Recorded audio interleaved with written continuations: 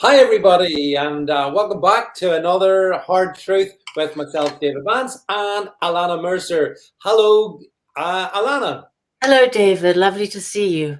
Lovely to see you as well. As ever is the case, Alana, the week flies by from one of these to the other, and so much to talk about. But before we get into it, it's just a gentle reminder to everyone who's watching this, if you can hit the subscribe button, so that you get notifications of all this kind of stuff, and that really helps us. So if you can hit subscribe on Rumble in particular, we want to get those numbers increasing as we strive for global dominance. So if you can do that, folks, if you can do that, that would be great. And if you want to drop us comments, both Alana and myself, very happy to respond to you guys. Isn't that right, Alana? Absolutely. We love responding to all your comments, and we'll do that on the thread below. Exactly. Yeah. So, okay. So that being said, Alana, that's the preliminaries out of the way. So to start off with, I have to tell you, I confess to you that I have a degree of anger in me this week at what we've talked about many times now, actually, in Hard Truth, deep tech, the tyranny of Silicon Valley. And it manifested itself today with me. As you know, I was banned from Twitter for being just, outrageous, for daring to challenge any narrative that Twitter decides. So that was fine. That was okay. Yeah, but you still had some alternative outlets on Twitter, right? Well, I hadn't, because I was removed as a persona non grata. How do they do that? Do they remove a person or an account? Yeah, they remove the person. So in other words, Alana, once they remove you, say that they removed you tomorrow, then if you come back as in any way linked with Alana Mercer, you could just call yourself Alana or whatever, they will remove you. You are depersoned. It's sheer Orwellianism. This is new, David, and I find this absolutely sickening, actually sickening.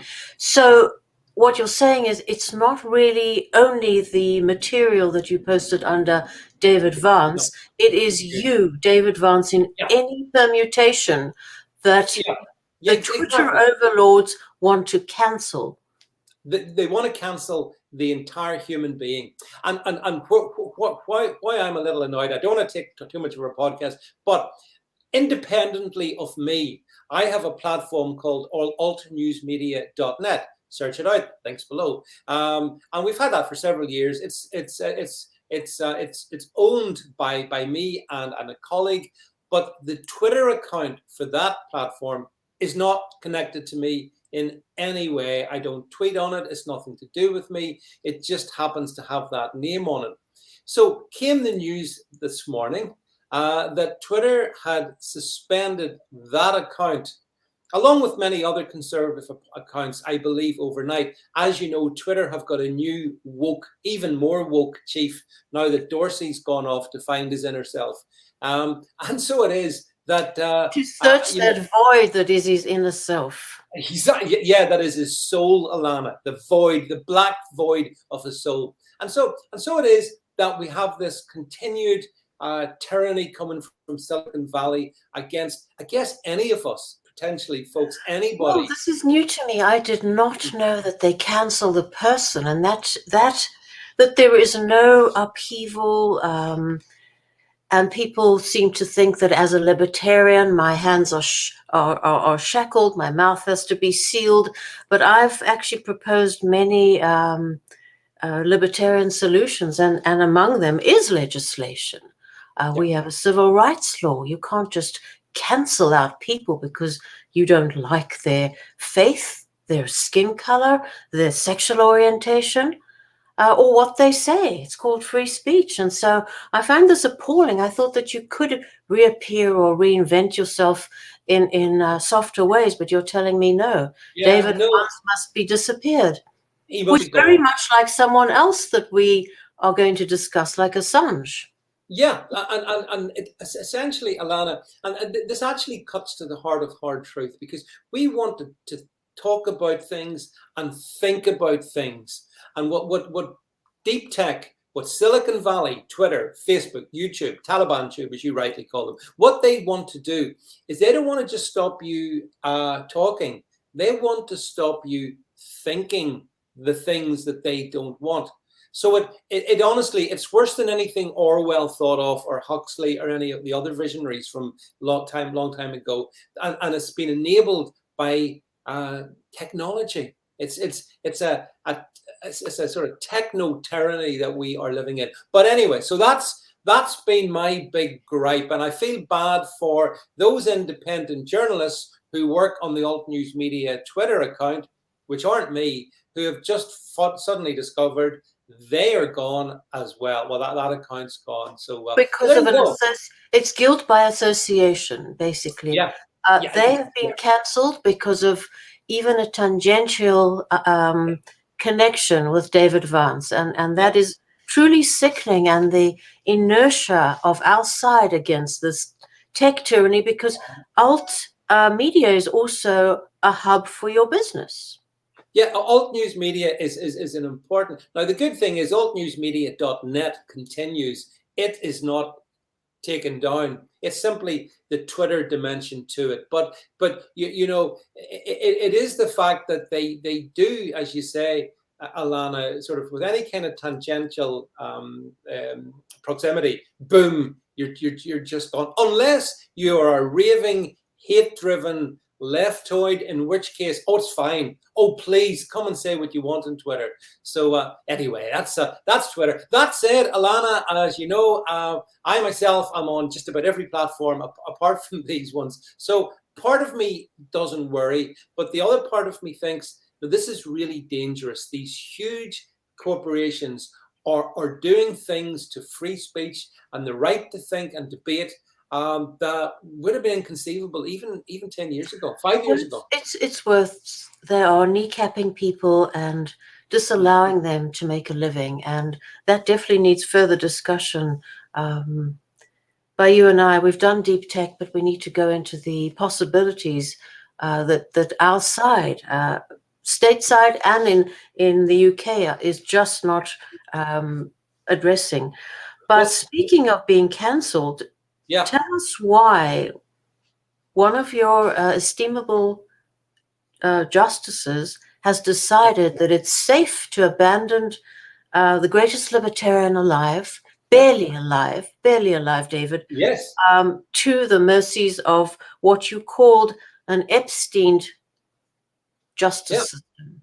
Well, that's right. So as you know, the US has been trying so hard to convince the British courts to release Julian Assange for extradition to the States. And for quite a while, the British judiciary seemed to have held off and not allowed that to happen. But unfortunately, I think there's been, especially since the changing of the guard in the UK and in the White House, ILANA. We've got a new Prime Minister, 2 years in the form of Johnson. I don't like to call him Boris Johnson. Johnson suits me better because that makes him seem more human. Johnson in number 10, and obviously you get Biden in the White House. And so that changing of the administrations, I think, was the bell ringing for Julian Assange being able to stay away from the United States. So it was that a UK judge just recently there made the determination that on balance and taking into consideration the promises from the US, he felt it was therefore appropriate to allow Julian Assange to be extradited. The guy actually had a heart incident of some sort in the prison. I mean, he's in a major prison. You can imagine the terror he must have felt at that judgment if he had a stroke in court as it was being read. And I have to ask, and I think this question seems quite surprising to my readers sometimes. I think they're used to me and my criticism of empire, but if America is so free and fair, why is Assange, who's innocent in natural law, absolutely terrified of being extradited to the United States? And David, similarly, other heroes of liberty. Glenn Greenwald, who gave cover, or at least exposed Edward Snowden's treasure trove of violations of the Fourth Amendment against all Americans, all trillions of our communications being accessed daily. Why is he taking safe haven in Russia? And Glenn Greenwald, a prominent journalist who's responsible for facilitating these information dumps, at least via Snowden, he resides in Brazil. Tell me why, if we are so free. Well, the key word there is if, isn't it? Because the truth is that we're not. And Julian Assange was obviously, and who can blame him, ILANA? No one can blame him for deep alarm as to what his fate will be should he go to the land of the free. Because, I mean, I think it was mentioned in dispatches around the time of the judgment. He's perfectly aware of what happened to Brian Epstein, and things happen to those that the state does not approve of, and they certainly don't approve of Julian Assange. So I don't think anything would happen to Julian Assange, to be fair, in a British prison. I don't think that. I really don't. He has been. I mean, he has been shoddily treated, but I think he has more to fear from an American prison. Certainly. So let me put the question to you then, ILANA, because it is such a good point. So why would this, as you say, this great libertarian be so scared of return to the United States? Why would that be?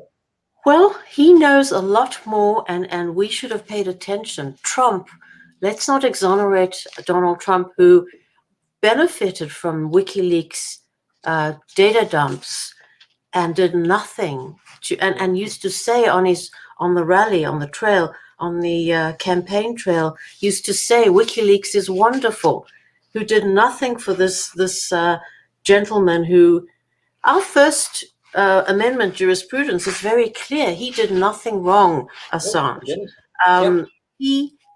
I've just got the list of the things that he had exposed. He exposed the workings of business and government alike, Republican and Democrat, from Facebook, Google, Yahoo, the built-in interfaces these companies have with U.S.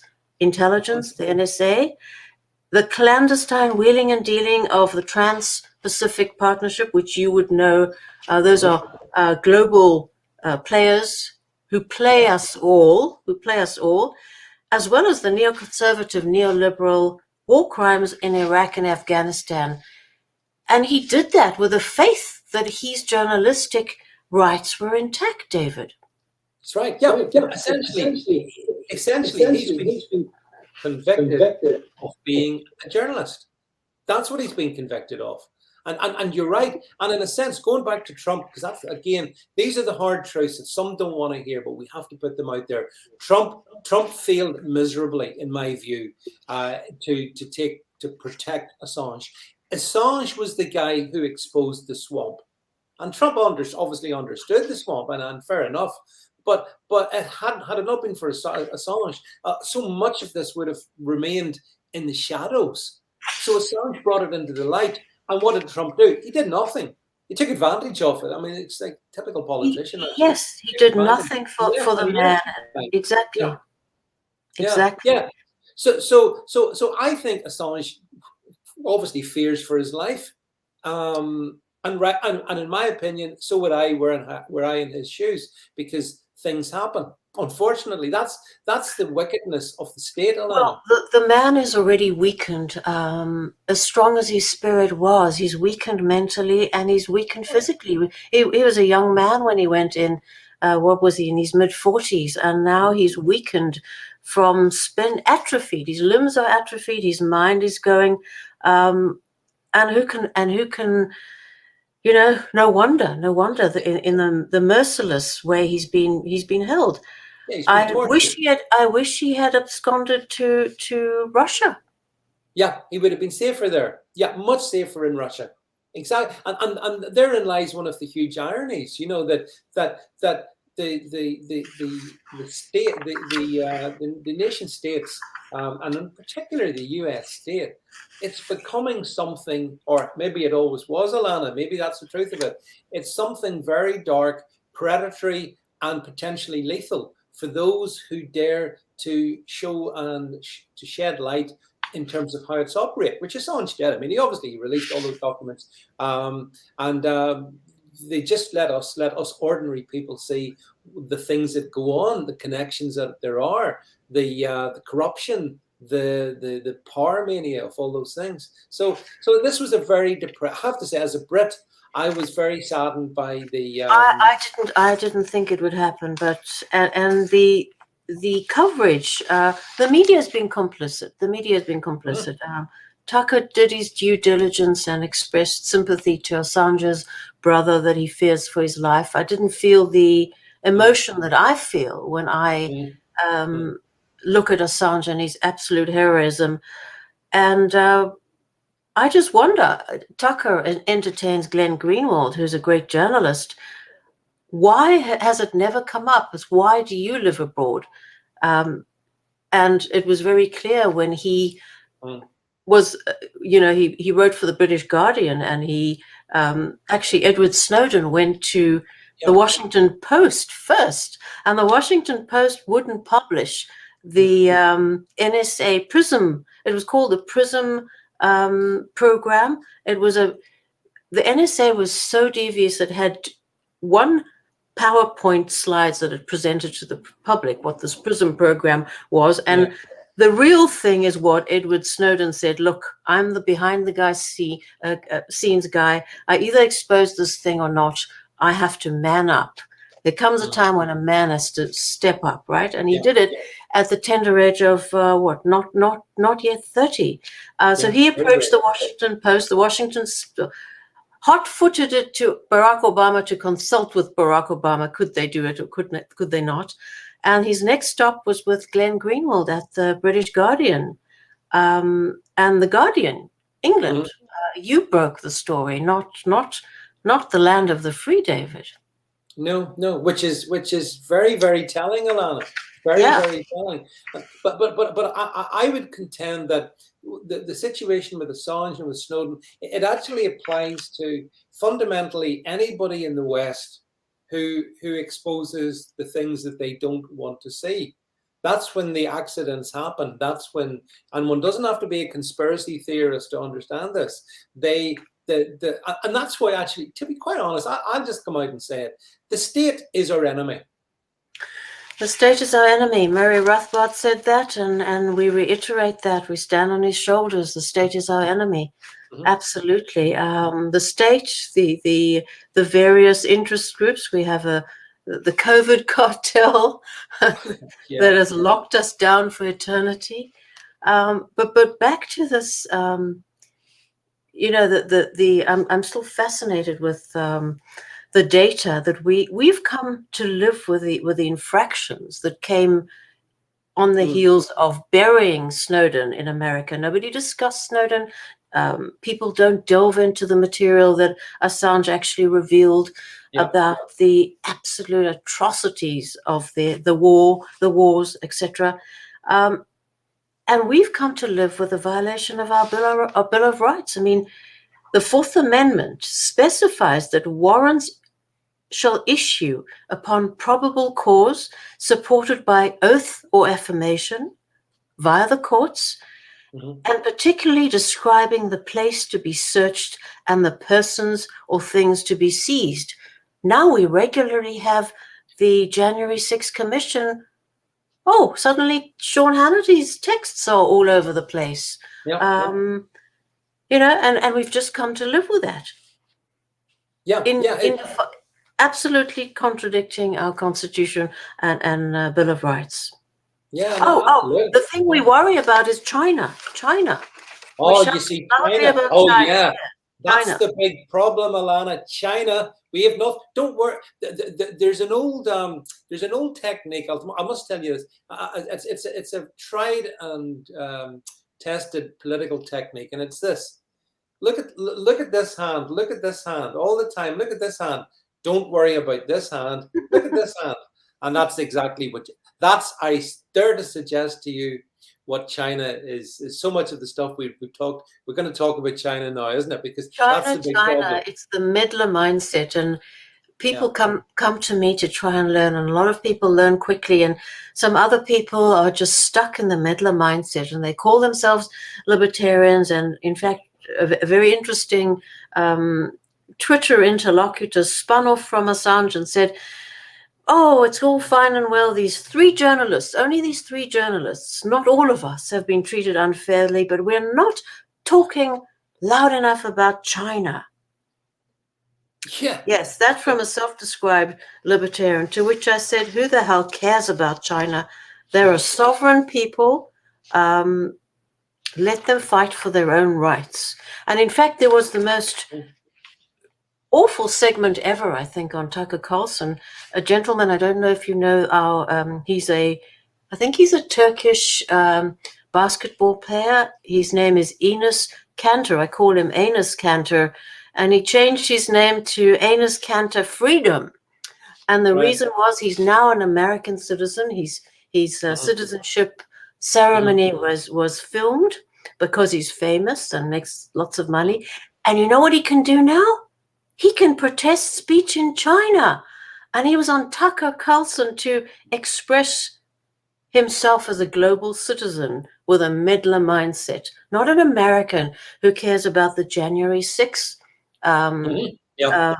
prisoners who are being denied their due process, conservatives who are being hounded. Kyle Rittenhouse, who was held in appalling circumstances. Nothing like that. He has become an American in order to gripe about China. What do you think about that concept, how they've conditioned us to the meddler, neoliberal, neoconservative mindset, as well as the idea of a global citizen? You become an American so you can speak up about Taiwan and China. Yeah, I mean, again, it's classic big state deflectionism, as far as I can see. I mean, as I've said to you, my view on China. I mean, I've got lots of different views on China, but the one thing, I don't wake up in the morning worrying about China in terms of what China's doing in China. Sovereign state, as you say, ILANA, and to be quite honest, let China get on with whatever China does. If China interferes in terms of our internal affairs, that's different. Then we deal with China. But China's way over there, and if its tendrils spread over here, we can chop them off internally. But to be getting ourselves involved in these things, and especially for people who consider themselves libertarians to do that, it's sort of contemptible, really, because it's like they've completely missed the point of what they are. Yes, and you've got to think of that. It was quite funny. The same gentleman who actually spawned a very interesting conversation, because we wouldn't be discussing this if they weren't challenging me as a libertarian. And so he said, well, from that viewpoint, as a libertarian, the French should not have come to our aid in the American Revolution, and neither should we have joined World War I or II, and those are debates. And of course, there is the issue of the proper use of aggression in libertarian theory, and you are a very instinctual libertarian, David. I hate to inform you. You are a gut-level libertarian. There's just war theory that comes to us from old teachings, Catholic teachings. But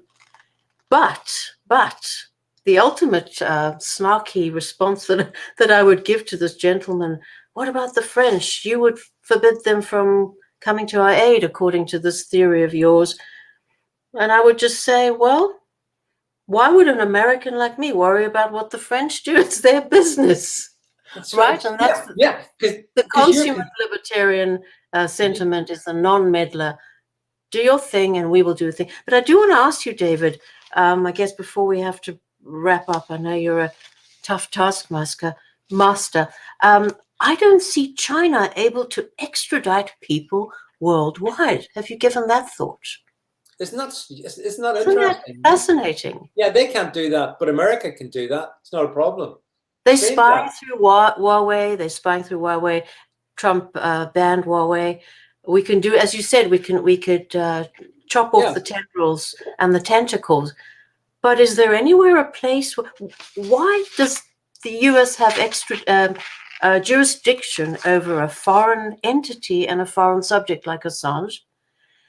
And why is it capable of demanding extradition worldwide? Are we not nation states any longer?